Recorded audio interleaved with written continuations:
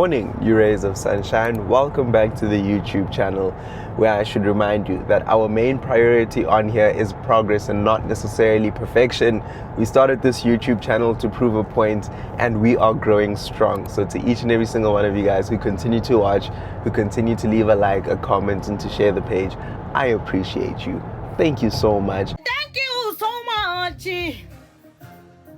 Very, very nice. I love you. May God bless you richly, and if you win the lotto, please share.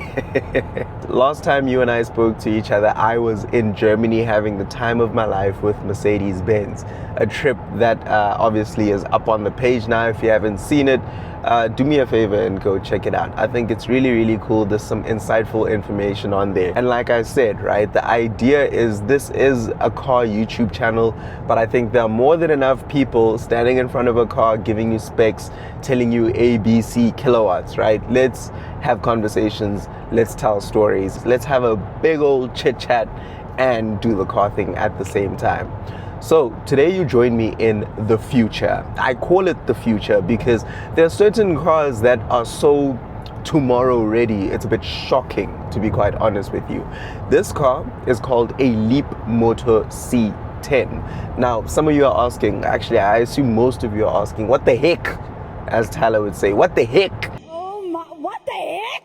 Leap Motor is another Chinese brand, and I know some of you might be thinking, oh no, another Chinese. Relax. Not all of them are built the same. When I was in China last year, in November, I had the privilege of riding passenger seat in one of these. I'll overlay the footage here. 对，你告诉我一句，是不是他是不是逆行？ And then, I wanted to add the everything that is praise the Lord. Marage copyright again. So maybe I'll just I'll add it and then I'll sing. So while it's playing, I'll go, everything that has breath, praise the Lord. Worship Christ with the best of your portion. Wooden mic. I had the privilege of sitting passenger seats in one of these, and bro, it absolutely rocked my world. So China has a very interesting thing going on at the moment. They have so many cars that they build locally that, as many as they are as a population, there just aren't enough people to consume these cars. That's why we're getting so many of them coming into South African markets. And a lot of them are cheapies, if I couldn't call them that. Not cheapy, cheapy. Cheapy as in cheap, like it's affordable. And then on the other hand, you have the premium stuff. Right now, I'm driving in the premium stuff. This Leap Motor C10 is, by all intents and purposes, an 8/10 kind of car. It is so good, it's not even funny, right? And it costs 800,000 Rand. Let me tell you a little bit about them. For starters, they're brought in by Stellantis. Stellantis are the same people who are responsible for Jeep and Alfa Romeo and Fiat as well, right? So if you're familiar with those brands, you're familiar with Stellantis. Stellantis is a global brand, guys. They do all these brands across the world, not just South Africa. And the reason why this car rocks so much is I think this is the closest thing we as South Africans will ever get to getting Teslas, until Mr. Elon from Pretoria decides that we're good enough for his electric cars. And I know some of you guys are not the biggest fan of electric cars. This one has an advantage that other electric cars simply don't have. It is a range extended EV, or REEV for short, right? REEV, range extended EV, REEV. Can you believe it? And it can do over 1,000 kilometers. And it's an electric vehicle. The way it's able to do this is that it has an engine up front, like a normal 1.5 liter petrol engine up front, and that engine doesn't actually drive the car forward. It's just a generator, All it does is it burns a little bit of fuel so that it can charge the battery, and then the battery drives electric motors, and the electric motors which are attached to the wheels are the ones that push the car forward, which is why I can lower my tone and speak comfortably, because there isn't all that noise coming from an engine pouring into the cabin. In fact, right now the engine's on. I can turn it off so that it goes into EV only mode, right? So now the engine's not generating any power. It's even quieter in here. That's the biggest advantage that electric vehicles have. Peace and quiet inside the cabin. Hallelujah, bazalwane. What I do find interesting is that this Leapmotor doesn't actually come with a key. To unlock the car, you have to use one of these. It's an NFC card, near field communication card. And the only way to unlock it and start the car is to tap the card on the wing mirror. That's the only place you can do it. You can't do it on the door, you can't do it by the boot, you can't do it under the tire, I don't care where. It's only by the wing mirror. I think that's the only disadvantage that I can say I've spotted so far, or major disadvantage rather, or inconvenience. So you just have to tap the wing mirror and then you get in the car. And in order to actually start it, you put the same card on a reader here, it picks it up, and then you're good to go. There's no start-stop button. In fact, there aren't any buttons on the interior of this car. I do have little knobs on the steering wheel, but that's about it. It's a minimalist interior. Minimalist? Minimalist. Yes, minimalist. Minimalist. Sehoa 1, Tebza 0. And the reason why there aren't any buttons or anything of the sorts is because all the car's operations happen through the 14.6-inch infotainment display that I have over here. And when I say all the car's operations, I mean all of them. To adjust my rear view mirrors, I have to go through the screen. In order to open the boot, I have to go through the screen. Navigational media, obviously, through the screen. Climate control, everything happens here. And if you're over the age of 40, you're probably whiling and going, oh, why would they do this? How could they do this? Wow, whoop-de-woo. And I understand that it is a less convenient way of doing it than having physical buttons. The advantage is it's a cleaner display. Sharp, that's cool.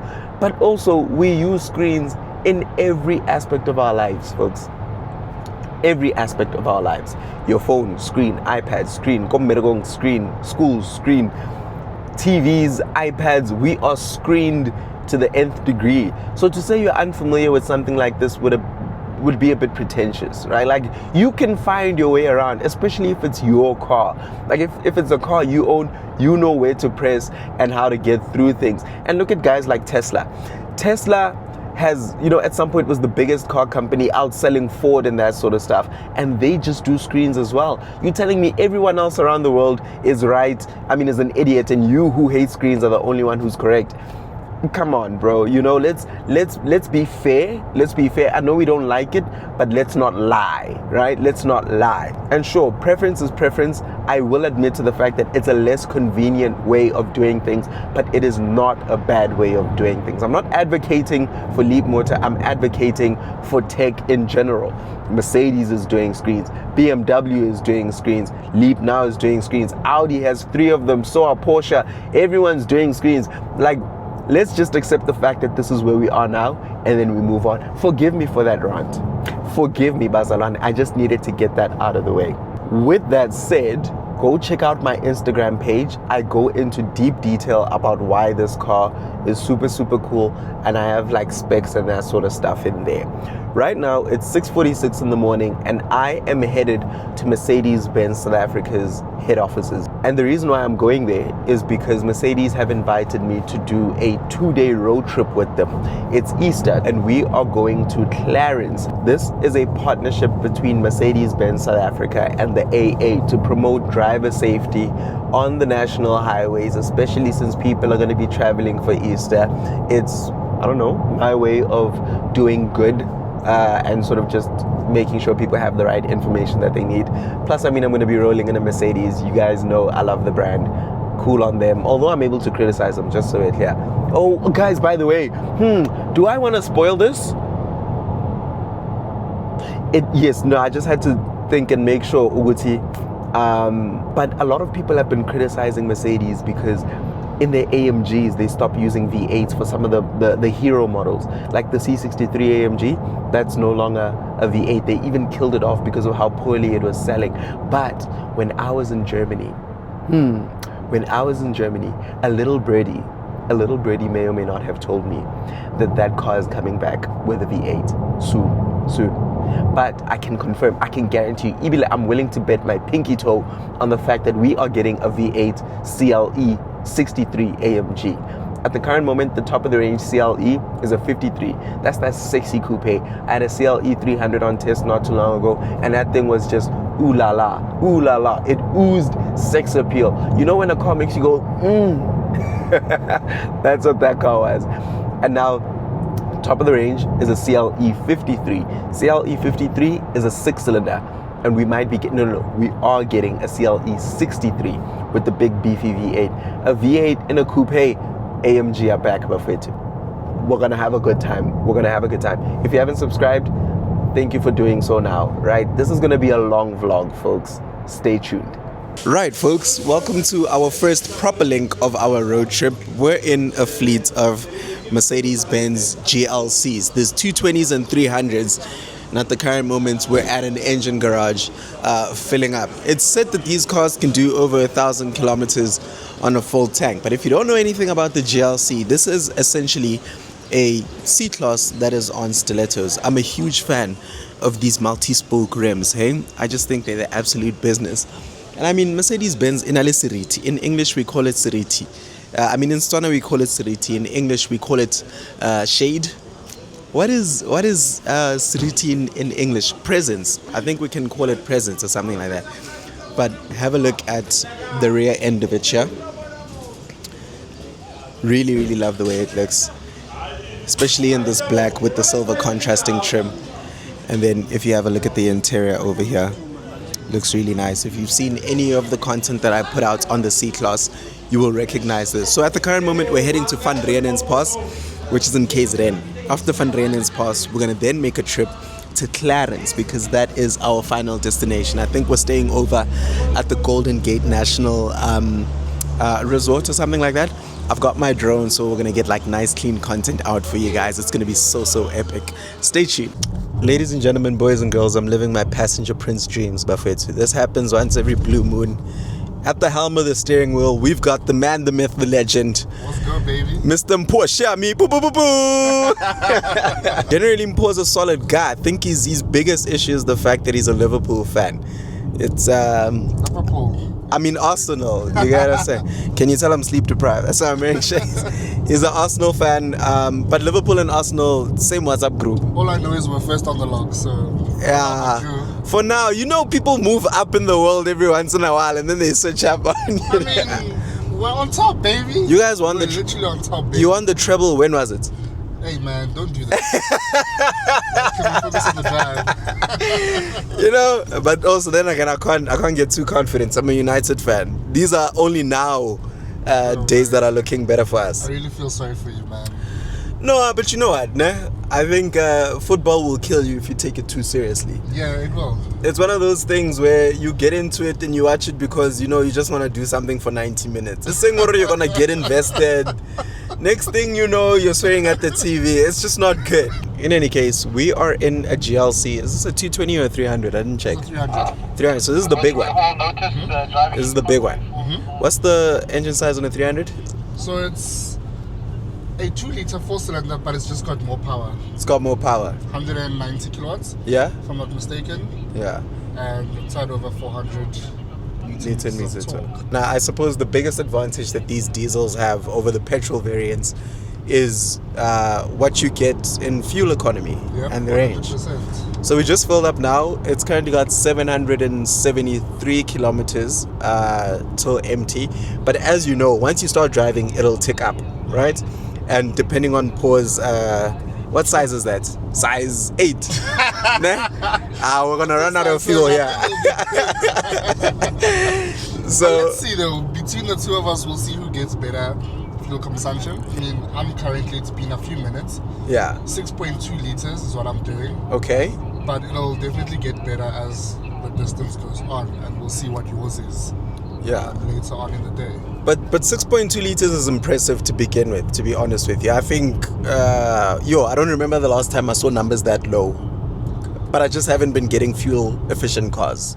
Well, there is that. I mean, yeah, you had a really crazy car recently. Oh, dude! Your things I've seen. Yeah. Subscribers I've seen. So the Alfa. You talking about the Alfa Romeo Giulia Quadrifoglio? Let me tell you, when we got to the Mercedes-Benz offices, it was me, Mpo, and Tabs, Mr. Unleaded.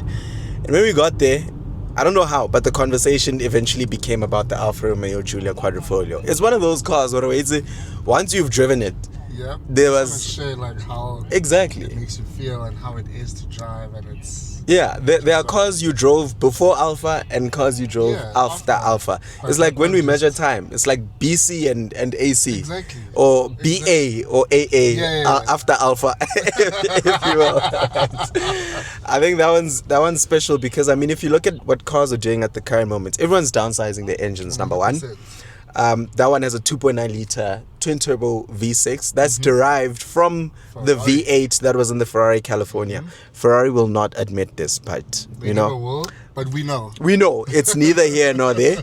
Power output on that thing was 375 kilowatts 600 Newton meters to the rear wheels. to the rear wheels, brother. which To is the rear wheels. Absolutely mental. It's just one of those things where you get in it and then afterwards you go on cars.co.za to start checking now, or can I afford one? What if I buy a used Play one? around with the calculator, and you're like, you know what? The pre-facelift. And I mean, speaking of fuel, on that car I was spending 600 Rand a day. This is obviously going to do significantly better. But my gripe with Alpha is, yeah, it's brilliant. It's awesome. I can't fault the driving experience. I just wish they did a little bit more with the infotainment. Just tweak it up a little same. bit, bring it up to date. Because Modern day standards. it's a 2 million Rand car. Yeah. And it's more expensive than a G87 BMW M2, which is quicker, if we're being completely honest. It's quicker, gives you very similar driving experience, and it's more modern. And, you know, it's hard to compete in a market like that when you're charging that much money. And there are guys like BMW who can give you what they give you in the M2. But And if you're considering that you're spending most of your time in the car, yeah, it does make it a bit, you know, tricky if the infotainment is not up to standards. You know, it's very low resolution. Hundreds. The camera is very, yo, very it's low dated. resolution It's dated. But Yeah. we'll forgive everything because of how it drives. that's literally, I have a homie, you know, and when I put him in the passenger seat, he's like, you know, this car reminds me of my ex. I'm like, why? He's like, yo, boy, she gave me so many headaches, ne? But she was gorgeous. She was gorgeous. So that's why I was willing to forgive her. But that's neither here nor there. I want to show you guys what the interior looks like. So I'm going to flip you around and then we're going to do this over here. If you've seen any modern C-Class, this is literally it. It's got the same dashboard inlays, the same vent layout, the exact same infotainment system. This was quite literally pulled straight out of a C-Class, as well as the driver cockpit over there, which is digital. What I love about Mercedes driver cockpits is that they're quite configurable. At the moment, he's got it in the classic display, but you can cycle through the various ones. Different screens. We've got Right there. navigation. That is one of my favorite things ever, although the navigation does take a little while to start up, right? But let's put it into the sport one. and You see, you get a nice tachometer there. It shows the revs. You even got like an off-road kind of vibe. Oh, I have not seen that before, Mr. Sham. Off-roading, you know? Okay, it shows you You've got a steering compass, angle. You've got basically gradient angles as well. Ah, It's pretty neat, I must say. So currently it's saying we're heading in a northerly direction. yeah. So yeah. No, I did not know this. I know. So I had the GLA 200 on test not too long ago. I cycled through these, but I don't think that one had an off-roading. So that would view. make sense because the GLC does have capability to go off-road. Yeah, Whereas the GLA not so much. So it's a cute crossover. Yeah, it is. That's all it the only is. thing you'll be going off-roading on are curbs at the shopping center. Yeah, because you're probably gonna scrape it. Right. We've also got a panoramic sunroof up ahead of us. It's separated with a beam over there for structural integrity. And what I find interesting is that some manufacturers don't need to do this. So I wonder why Mercedes chose to do this. For example, the Leap motor that I'm in at the moment, you would have seen in this YouTube video, it's got a panoramic sunroof without anything in between. It just runs from the front all the way to the back. And then we got a classic boring black interior there. There's not too much to show you. The drive is what you would expect from a Mercedes-Benz. It's quiet, it's comfortable, it's a very refined experience, and I've got lots of safety features, or in this case, Mpo has lots of safety features. And the entire point of this trip, in association with the Automobile Association of South Africa, AA, the same guys who gave you the Arrive Alive slogan, is to just promote driver safety, especially in this festive season that we'll find ourselves in.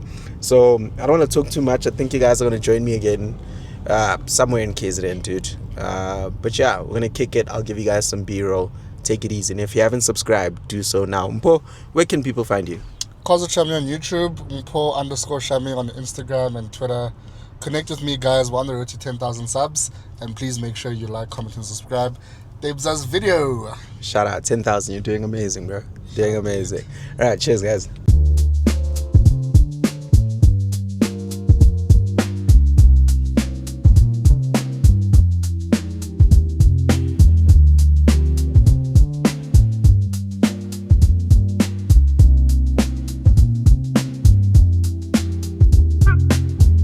Right, it's officially my favorite time of the day, lunchtime. Kudos to Mpo. I know I gave him flack in the morning because of the shirt he's wearing, but turns out these guys, you know, they can't pick a team, but they can drive. Let me show you, man. This GLC is quite impressive. So we've been driving for 2 hours and 48 minutes. We covered 272 kilometers. Nah, bear with me, there's a lot of numbers here. And the impressive part is that we've been averaging 5.5 liters per 100 kilometers. Nah, 5.5 liters. After 272 Ks, we still have 897 kilometers in the tank. So let's say that's 900 plus 272, so that's 1,172 kilometers of theoretical range from this GLC diesel. That's impressive. Right? That's really good. You owe me a Jägermeister. We don't do soda. Right? And check here, here's the convoy that we've got with another Mercedes GLC coupe here. This thing is quite nice. They have some sleek lines, and if you'll notice there at the back, it looks very much like a CLE, hey? In fact, that might be the exact same light bar that they used. So we're going to grab a bite now, and then we're going to chat to some of the guys to get their impressions of the safety features in this car, what it is we're getting up to, and how they feel. But so far, so cool. I don't think we're even allowed to park here, but we have a 3-pointed star, so that gives us advantages that other people just don't have. That's called German privilege, brother. Try that in a Haval. Nothing against GWM, folks. So have a look here. He won't be able to see himself, but this is Mr. Bobby. He is the CEO of AA South Africa. How's it going, man? Oh, good. How are you doing? How are you finding the trip? I am having the time of my life because I was a passenger for the most part, right? So I get to pick and choose what music is playing. I get to fiddle with the aircon while Mpo decides how to keep the car economical when it comes to fuel. Gotcha. Which brings me to my next point. Right. You mentioned something earlier, and you said that the AA, or well, you were speaking on behalf of the AA, and you said that you did petrol engine car drivers, solid and diesel drivers, right? And it struck my attention because I wasn't too sure exactly what the AA does when it comes to the fuel levies that we get charged, and how the AA plays a role in the ultimate cost of fuel in the long run. Okay. So the people who aren't aware. So what the AA does is we lobby government for a host of mobility regulations. Sure. This is everything from fuel prices to the condition of the roads to the prices of cars. What's topical right now is your petrol increase was meant to be 6 rand. Was it really? Yeah. Oh, wow. And your diesel increase was meant to be 10 rand. Wow. But we lobbied, arguing that the government has a lever to pull, and that lever is the taxes. Let's accept the fact that we are price takers for the base fuel, Sure. which means it is what it is when it lands. Yeah. But almost half of your fuel price is taxes that the government can toggle upwards or downwards. Sure. We understand the full impact of higher fuel prices. This is everything from the fact that it's going to cost you more to drive, it's going to cost more for your maid to get to you, it's going to cost more for the goods and services that you procure to get to you, and unfortunately prices move in one direction. The only way to really shelter the consumer is to reduce the price. We can't reduce the price that we bought it at, but we can definitely reduce the taxes. We had actually called for the entire tax base to be abolished, 6 Rand 47. I said, if you want to prevent a shock, drop it. State wasn't hearing that, and state landed on 3 Rand. Sure. Now I'm still not happy with that because 3 Rand is less than a 50% reduction in the total tax. There's a trend globally. Most governments have done a 50% reduction. So you should have seen a 3 Rand 20 reduction in the fuel price. Well, at least for petrol. Sure.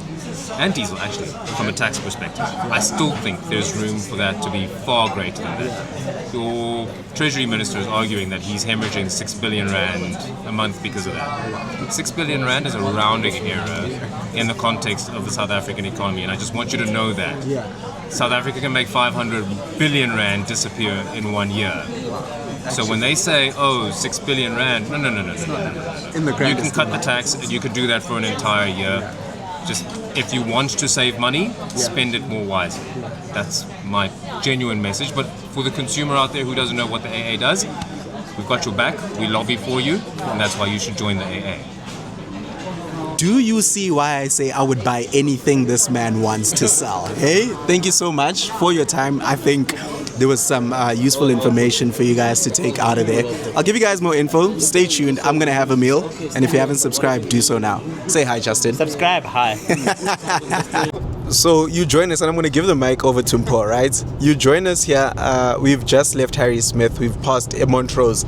And it turns out Mpho knows a lot about trucks. Mpho, I'm gonna give you the mic. First of all, what's a truck? So a truck is what gets you your food, your clothes, all of that good cargo that we use on a daily basis. And we're just chatting right now off camera about when trucks overtake other trucks on steep inclines. And what happens now when there's a descent, now we find that the trucks are obviously now picking up a lot of speed. Sure. The ones that have just pulled off the overtaking maneuver. And now when they're carrying so much speed, if they were to just use or rely solely on their brakes, that would essentially result in possibly burning the brakes like completely because of how heavy the vehicle is with the load and all of that. So what trucks use and buses, they use what they call retarders and Jake brakes. Is that okay? Yes. So it's not what you would be thinking. So it's basically a management system to stop that heavy vehicle in a safe manner without really abusing the brakes or anything of the sort. So it basically uses engine braking. Hence you get that loud when the trucks and buses are slowing down. So it's basically a genius system, in my opinion, that was designed many years ago, way before me and you. And it's basically there to preserve the brakes as well as the overall health and state of the vehicle, of the truck or the bus. So that's basically a quick, 1, 2, 1, 2. And what's a Jake brake? So Jake brakes are essentially the same thing. So it depends on what vehicle it is. So it could either be a Jake brake or a retarded brake. So it's essentially, they're both sort of the same thing, just in different applications, whether on a truck or a bus. The more you know, folks. That's Trucks with Mpho. That's your new channel. After this, we had a very lengthy discussion with the hands and feet of the AA on the ground. These are the men and women who are responsible for fixing your car when it has a breakdown on the side of the road. Not just mechanically, but they also carry fuel. If you've been in an accident, they're going to tow your car from the side of the road and take it to where it needs to go. They're also certified to help in case of medical emergencies. So Bobby mentioned earlier what the corporate responsibilities of the AA are in South Africa in helping lower the fuel prices and just lobbying government for reduced taxes on what we pay for cars and that sort of stuff. The AA is also responsible for roadside assistance. So if you have a breakdown on the side of the road, you can call them, especially if you have a membership, and they'll sort you out, whether you're stuck because you don't have fuel, or you've been in an accident, or your car suffers a mechanical failure. It helps to have an AA membership. No, this is not sponsored. I just think it would be worth considering if you drive a car in South Africa. And with that out of the way, we had one final stretch to go before we got to our destination in Clarens. Guys, South Africa is a beautiful country, and this drive just left me feeling like, you know what? If we had serious leadership, we'd go so far. Enjoy some of the scenes.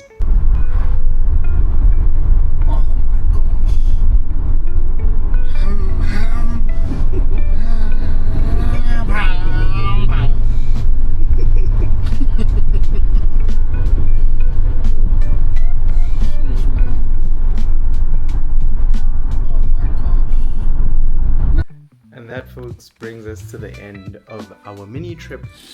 Not so mini, actually. We spent the entire day on the road with Mercedes-Benz South Africa to Clarence. We're currently at the Protea Hotel, and I hope you can see it properly from here, but I've got this beautiful mountainous view out of my room. And again, so grateful for the opportunity. Tomorrow we're heading back to Johannesburg, and then on Friday, because today's Wednesday, we're going back on Thursday. On Friday, I've got another trip with Jeep. Mickey and I are going to be traveling again to the Free State. It's going to be really cool. I'm thinking of making it one long video, but I might break it down into sections. Here is a quick tour of our room. Big old bed, and I'm going to use maybe 10%, because I usually reserve the rest for Mickey. She's not sure. It's rather quaint, or cute and tiny rather. And then I've got my shower here. Alright. And then, voila. And that's it. Oh, and then obviously the bathroom. Do you guys want to see that? Oh wow, yeah, it really is just the throne. Okay, folks. Thank you for tuning in. I know this was like a very fast one, but I would rather give you multiple videos that are like 80% than one video every 6 months that's 100%. Does that make sense? I don't know. If you've tuned in and you're watching to this point, I appreciate you. Thank you, and I'll see you soon. And that, folks, brings us to the beginning of part 2 of our Easter vlog. I decided to put everything in one video. You joined my favorite passenger princess and I on a road trip to the border of the Free State in the Eastern Cape in a really badass Jeep Wrangler with a lifted suspension and rubber duckies on the dashboard. This is because Jeep South Africa invited us to the annual Easter Jeep Safari, one of the coolest experiences that I've had to take part in, and I can't wait for you guys to catch up on what went on. Enjoy. So this is probably one of the coolest things I've ever had the pleasure of doing. There are at least 50 Jeeps over here, all shapes and colors, kitted out to the nth degree. This one we got from Jeep South Africa, and it has some very cool stickers. We are about to go on a 4x4 expedition with Jeep South Africa and the Jeep Club South Africa. This is all part of their Easter Jeep Safari that happens every year. This one is for 2026. The vibes are immaculate, dude. The cars are proper. Check this one out over here. This is a Jeep Gladiator. So here's a little crash course. The Gladiator is what Jeep did. They took this Wrangler over here, which is the OG one, which you may recognize, and then they extended it ever so slightly, and they made it a bucky, as you'll see over here. So it has an extension. It's also got a slightly longer wheelbase. But this one, this is my baby. I feel like we need a catchphrase for this channel. Actually, no, for this episode, our catchphrase is, hold on. There it is. Fucking bar, bro. Dude, but check this one out over here. It's got the rims, it's got everything. Like the thing about the Jeep guys is that they kit their cars out. This one is on a lifted suspension, right? And you can tell it's already a little bit muddy. I've got 17-inch wheels, 35-inch tires. It rides off the ground. And then yeah, over here you'll notice that a lot of these cars have the word Rubicon written on the side. So if it's a Rubicon Jeep, it means it is off-road capable straight out the box. It's their most off-road ready version of whatever model, regardless of whether it's a Wrangler or a Gladiator, right? And the interesting fact about Jeep is that they make more Rubicon models than non-Rubicon models. That's because Jeep guys just know what to do with the car. It's the coolest thing ever, man. And I mean, Jeep people are fun, bro. Standing on cars, proper jaw. So something really neat that this Jeep has that you won't see in many other cars is a set of 2 gear levers. The one on the right looks familiar. That's your park, reverse, neutral drive, as well as manual shifting setting over there. But the one on the left, this is for selecting your high and low range transfer cases. If you have no idea what a transfer case is, basically this Jeep is able to switch between 2-wheel drive and 4-wheel drive mode. So when it's in 2-wheel drive mode, it drives the front wheels. In 4-wheel drive mode, obviously it drives all 4. But over and above that, it's able to use a high and a low range gearbox. At the current moment, we are in 4L. 4 4-wheel drive, L low range. And what that allows us to do is that it gives maximum traction to all 4 wheels, but you use it specifically when you are driving at low speeds. You have 2H, which is 2-wheel drive, high range gearbox. So when you're doing high speeds and you want power driven to just the front 2 wheels. Over and above that, I've got a little button that I've engaged here. This is sway bar. So I don't want to get too technical because we had an agreement to say when you started this YouTube channel, even people who don't know anything about cars should be able to appreciate the content. A sway bar is what links the wheels left and right. Né? And if you disconnect the sway bar, it allows the left and right wheels to articulate independently of one another. That's particularly useful in situations like this. I hope you can see it. The windscreen is a bit muddy, but that guy is going up a hill and turning left at the same time, which means the left wheels are going to be higher than the right wheels, and you want all 4 wheels to get as maximum traction as they possibly can. So that's where this stuff becomes useful. And here's a fun fact for you guys, right? So I told you that Jeep started in 1941. And that was a result of them being in World War II, I believe it was. And the reason why Jeep ended up being so popular as a passenger vehicle is because of its off-road capabilities. Now you can imagine when you're in war, you need something that can get through trenches. If Alex is not careful, I'm gonna run over him. You need something that can get through trenches, that can deliver goods. And most importantly, it shouldn't fall apart. And because they were so successful during the World War, they then managed to sell it as a passenger car. We're winning, my bro. Hey Lou, What's up? is this like a roller coaster? Love it. Do you? I'm happy. My mom's losing her mind. Is she? She wants to walk home. We were facing literally. I don't know what the slope on that thing was, but it was The insane. articulation there, but Yeah. I mean, yeah, look, there's moments, especially if you don't do this often, even for me, Yeah. where you're like, oh, I'm gonna tip over now. Yeah. And then it just kind of carries on going It just through. keeps It's going. incredible. These things are so capable. Yeah, so you You were were in low. shouting, dude, and I couldn't. Yeah, no, I was saying for that 4 low, Yeah. you can apparently we can jump back up into high for High. this Oh, part. okay, cool. Okay. And it's basically 4 low and then lock the diffs when we get to those technical. Yeah.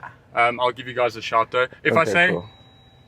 4 high, Yeah. 4 4 low. Yeah, let's use hand yeah, gestures. because the guy in between us was like, what the hell is this guy saying? That must have been quite broken Yeah. telephone. But basically, So I disengaged the sway bar when we were going up there. we should have done that as well, actually. Dude, you should have seen it. We saw this How guy much do it, flex? and the flex was ridiculous. Yeah, man. we should have actually done that as well though. It was but- so crazy. yeah, I mean, out of the box, it's insane what these can do. No, it's quite cool. So yeah, and then follow. off-road mode, sway bar, yeah. And I'm actually not even in off-road mode or off-road off-road plus. It just turns traction off, and Yeah. it kind of gives you like a better. But when you go 4 low, it automatically turns off traction control. Yeah, but off-road plus does also like it determines driving mode based on how you're driving to Yeah. see, like where the optimal traction is for snow, for sand. All it that kind stuff. of does it all internally. So Yeah. um, You see this? He Yeah. knows what he's talking about. He works for Stellantis. Would you like to Or- introduce yourself? or do I just speak with such confidence that it seems like I know what I'm doing? I'm joking, guys. My name is Alex Sheeny. I'm the brand comms manager for this Yeah. lovely brand. And it's incredible to be here. It's incredible to have Tebogo and the rest of the team here. And we're having a lot of fun. This You is just day one. mispronounced your surname. What did I say? It's Alex Shahini. Maybe now's the right time to mention that I'm also the brand comms manager for Alfa Romeo. Exactly. And Leap Motor. Let's not Exactly. forget them as Awesome. well. So if you guys remember that red Giulia Quadrifoglio, the one that brought me to tears, but we don't talk about that. He's the guy who organized it. He sent me a voice note, and then afterwards, I just started doing backflips. I was just like, yes, yes. That car brings out that evil. It that really, evil laugh. it really does. But it's cool, man. Stellantis has some very interesting brands you would have seen in this video as well. I'm in a Leap Motor C10. That's very new in the country, and it is worlds apart from this Jeep that we're in. That's just like one big screen, and it's very digital and all that stuff. This is also very technically capable because, I mean, there's software that manages all of this stuff, but still, the experience is rugged, it's very physical, a lot of analog touch points. This thing is probably going to outlive everyone watching this video. Yeah, and with the war going on, that might be soon. Oh, that is scary. That is terrifying. I'm so sad I missed that. Right, we're going off. We are going through the same speed. Let's go, let's go. Oh my god. Let's go. Come on, Jeep. Get in there. We're sliding in the water, displacing so much of it while doing so. Laka! Huh? You know what this one is? It's a Jeep. It's nothing. It's a Jeep. Thank you, Awidi. That was so cool.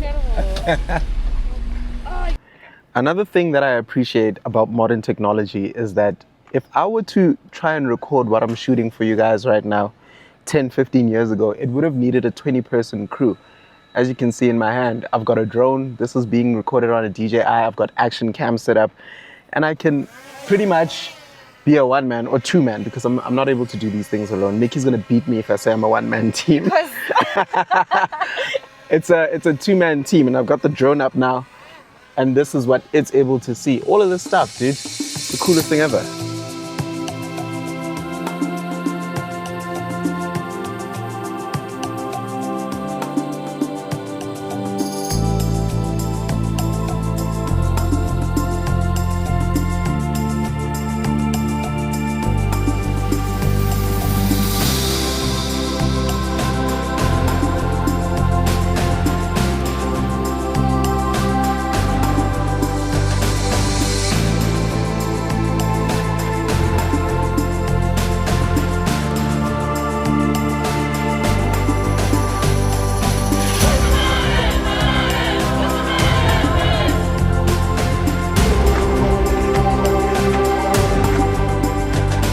Over the Easter weekend, we spent 8 hours spread across 2 days traveling through the bush.